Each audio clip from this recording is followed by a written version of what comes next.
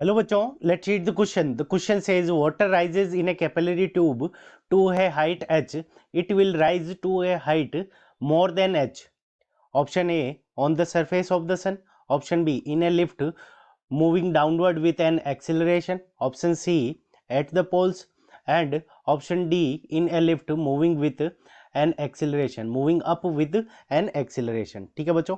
सो इस क्वेश्चन के अंदर हमें क्या दे रखा है कि एक नॉर्मल कंडीशन के अंदर जो हमारा कैपिलरी राइज होता है किसी ट्यूब के अंदर, वो वाटर जो हाइट वो जो राइज करता है उसकी हाइट हमें कितनी गिवन है, h गिवन है. सो हमें क्या फाइंड आउट करना है कि किस कंडीशन के अंदर जो वाटर राइज करेगा वो मोर देन h होगा. सो वाटर जो राइज होता है, ठीक है बच्चों, सो कैपिलरी ट्यूब के अंदर जो वाटर राइज जो होता है उसका वो हमारा जो फॉर्मूला होता है वो क्या होता है.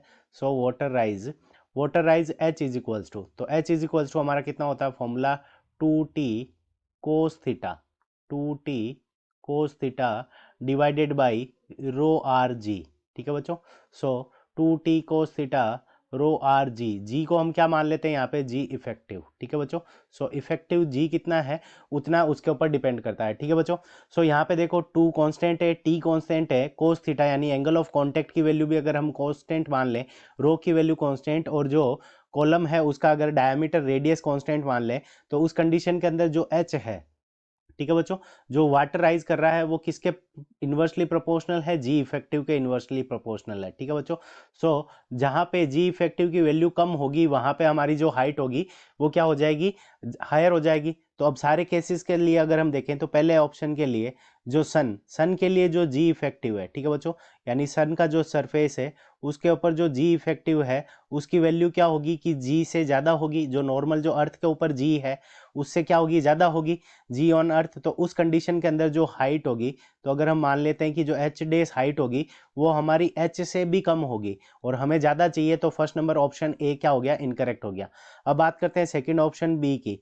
सो बी के अंदर क्या होगा कि जो हमारा जब लिफ्ट क्या कर रही है कि डाउनवर्ड जा रही है, तो उस कंडीशन के अंदर जो जी इफेक्टिव है, जो जी इफेक्टिव की जो वैल्यू होगी वो हमारी कितनी हो जाएगी, तो जी इज इक्वल्स टू, तो जी इफेक्टिव इज इक्वल्स टू जी जो नॉर्मल जी है अर्थ का, जी ई माइनस ए.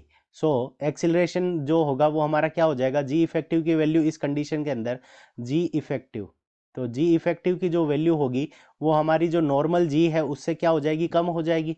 और जब ये कम हो जाएगी तो उस कंडीशन के अंदर जो हमारी एच डेस, यानी अगर जो हाइट मान लेते हैं, एच डेस की वैल्यू क्या हो जाएगी, मोर देन एच हो जाएगी. सो हमें यही चाहिए. सो ऑप्शन बी हमारा क्या हो गया, करेक्ट हो गया. अब बात करते हैं ऑप्शन सी की.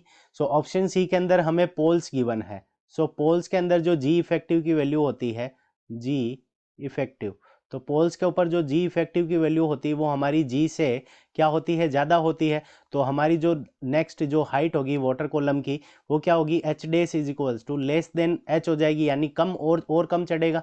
तो ऑप्शन सी क्या हो गया, इनकरेक्ट हो गया. अब बात करते हैं ऑप्शन डी की. तो ऑप्शन डी के अंदर क्या हो जाएगा कि जब जी इफेक्टिव, जब लिफ्ट हमारी ऊपर की तरफ जाएगी तो जी इफेक्टिव की जो वैल्यू हो जाएगी वो क्या हो जाएगी, जी प्लस ए हो जाएगी. ठीक है बच्चों. So G effective is equals to G plus A हो गई.